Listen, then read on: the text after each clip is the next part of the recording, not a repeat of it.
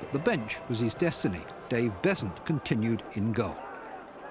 It was the players in front of Besant who couldn't cope when Brian Roy collected the ball shortly before half-time. A curling left-foot shot gave Forest the lead.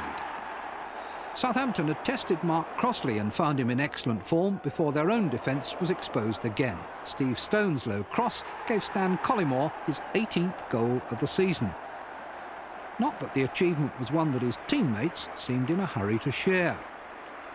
Food for thought, maybe, not least for a posse of the Newcastle United top brass watching from the stands.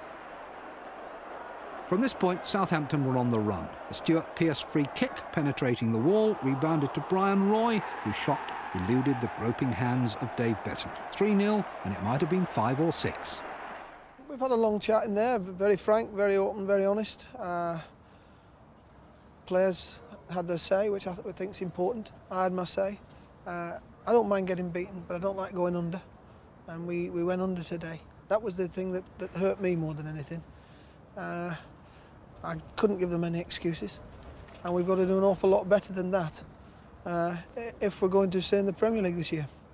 Now, all your fans are going to be thrilled going away. Collymore scores, Brian Roy gets a couple.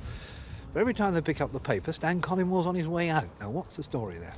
Well, yeah, you know, I can't be responsible for what appears in newspapers and on the media.